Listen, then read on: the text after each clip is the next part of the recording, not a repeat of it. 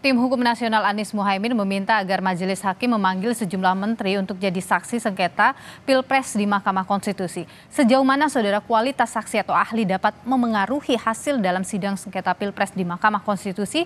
Kita bahas malam hari ini, saudara. Nanti akan bergabung bersama kami ada tim hukum Anies Muhaimin, Heru Widodo. Kemudian juga saat ini sudah bergabung melalui sambungan Zoom ada tim hukum Prabowo Gibran Habibur Rahman dan juga ada pengajar hukum pemilu Universitas Indonesia Titi Anggraini. Mbak Titi, Bung Habib, selamat malam, sehat selalu. Baik, ini sepertinya masih termute ya suaranya. Halo. Baik, sudah terdengar suaranya. Saya ingin ke Mbak Titi dulu. Mbak Titi, bagaimana Anda melihat menteri jadi saksi? Ini memang perlu? Ya, jadi saksi itu kan memang tergantung pada apakah dia diajukan atau tidak dan dia mau atau tidak. Pada dasarnya saksi ahli itu diajukan oleh pemohon, termohon, pihak terkait begitu ya. Dan itu bergantung pada saksinya mau atau tidak. Tapi ada di dalam peraturan MK nomor 4 tahun 2023, selain saksi yang diajukan oleh para pihak, Mahkamah Konstitusi apabila dianggap relevan dan perlu, itu juga bisa menghadirkan saksi dan ahli di luar yang diajukan oleh para pemohon, para pihak ya, pemohon, termohon, dan juga pihak terkait. Jadi kalau saksi dan ahli ya itu bergantung pada para pihak, siapa yang mereka mau hadirkan untuk memperkuat dalil-dalil yang ada di dalam keterangan mereka begitu atau di dalam permohonan jawaban yang mereka buat. Jadi sepenuhnya ya itu bergantung pada para pihak. Kecuali kalau mahkamah yang menganggap perlu untuk menghadirkan di luar siapa yang dihadirkan oleh para pihak. Oke, tapi Mbak Titi begini, melihat Anda sudah tentu mendengar dan menonton apa dalil yang disampaikan oleh 01 dan 02, apakah memang perlu hadir menteri dalam persidangan ini? Ya, saya kira kalau melihat apa permohonan yang disampaikan oleh para pihak ya, sebagian besar permohonan itu mendalilkan misalnya soal politisasi bansos dan juga menerangkan bahwa bansos yang dibagikan itu dalam rangka kepentingan elektoral. Ada hal yang kemudian menyangkut kepentingan untuk pemenangan salah satu pihak atau memberi insentif ya kepada salah satu pihak. Nah, dalam konteks ini saya kira cukup relevan begitu dan memang sebaiknya untuk mendudukan ini Mahkamah Konstitusi yang memanggil untuk melihat misalnya seperti apa pengadaan bansos itu sendiri, seperti apa perencanaannya, implementasinya, siapa yang membagikan dan seterusnya. Kalau kemudian di lapangan ada bukti-bukti bahwa itu memang memiliki pesan-pesan elektoral, saya kira kan itu yang harus dibuktikan oleh para pemohon dengan menghadirkan saksi-saksi lain yang lebih relevan. Baik, saya ingin ke Mas Heru karena sudah bergabung nih Mas Heru malam hari ini. Selamat malam Mas Heru. Jadi ini terkait dengan permintaan soal dihadirkannya menteri dalam sengketa Pilpres di MK ini tim hukum dari 02 Pak Oto mengatakan bahwa ini tidak perlu, ini tidak relevan begitu. Bagaimana Anda menilai argumen itu? Yang pertama begini, ada dua pintu masuk ya. Menteri memberikan keterangan di persidangan perselisihan hasil pemilu presiden. Pertama pasal 2 ayat 2.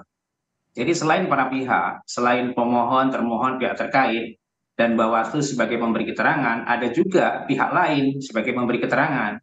Nah, pemberi keterangan ini dibuka pintunya bisa atas inisiatif mahkamah memanggil atau permintaan pihak yang membutuhkan, yang merasa perlu itu dihadirkan. Itu pintu yang pertama. Kemudian pintu yang kedua adalah saksi lain sebagaimana disampaikan oleh Mbak Titi di pasal 51 Undang-Undang PMK nomor 4 2023. Nah, itu saksi lain yang dihadirkan itu atas permintaan mahkamah untuk memberikan keterangan.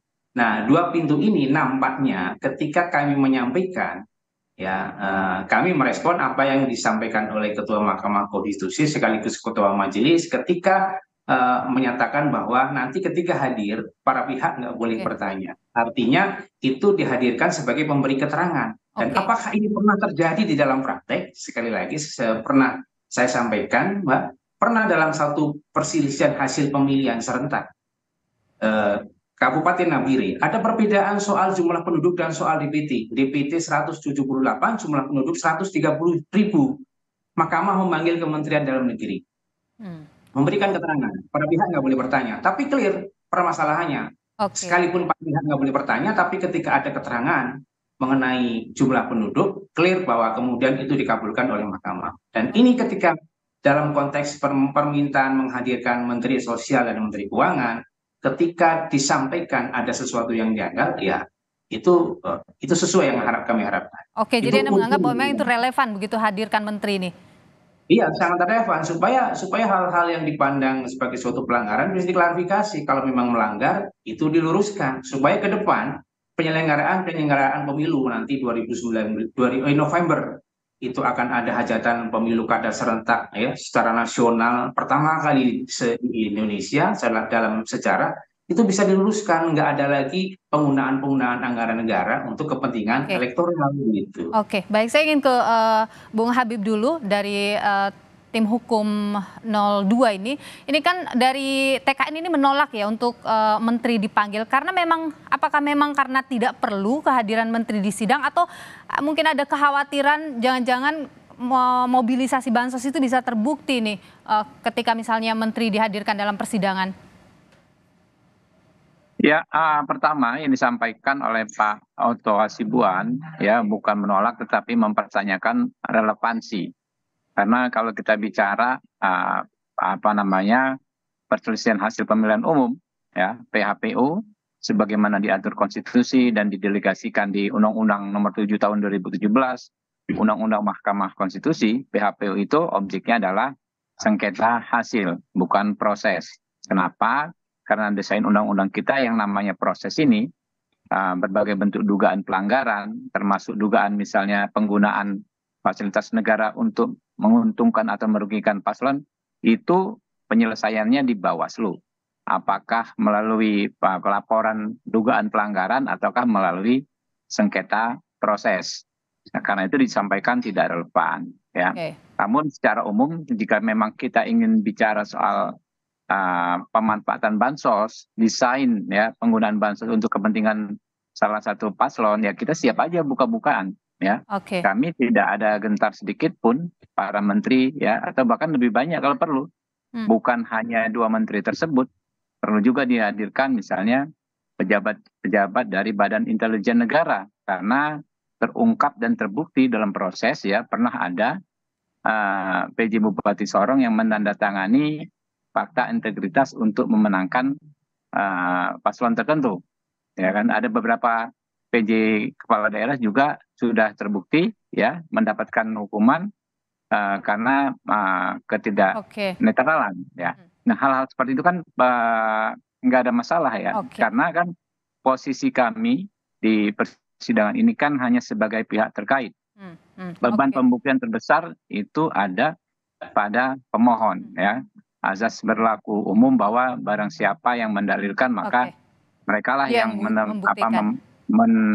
memiliki beban pembuktiannya. Silahkan saja dihadirkan. Kalau memang ini ya kami nggak ada masalah. Cuma memang saja begitu ya sekali lagi perlu ditegaskan bahwa dalam konteks kompetensi ya Mahkamah Konstitusi ini adalah sengketa hasil ya. Oke, baik. Saya tahan di sana Bung Habib. Saya ingin ke Mbak Titi. Mbak Titi ini sebenarnya untuk membuktikan, ini kan kalau kita baca dalil-dalil dari mereka ini kan ingin membuktikan bahwa ada dalam electoral proses itu terjadi kecurangan begitu yang kemudian membuat terjadi kemenangan pada 02. Saksi atau ahli yang bagaimana yang dibutuhkan untuk bisa membuktikan itu?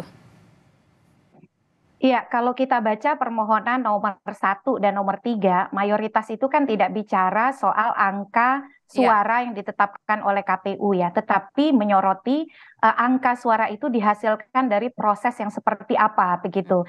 Nah, yang didalilkan itu kan ada beberapa hal, mulai dari keabsahan pencalonan, lalu yang kedua soal politisasi sumber daya negara untuk kepentingan yang memberikan manfaat atau insentif berdampak pada kemenangan salah satu calon, lalu politisasi perangkat desa dan juga profesionalitas dan integritas penyelenggara pemilu.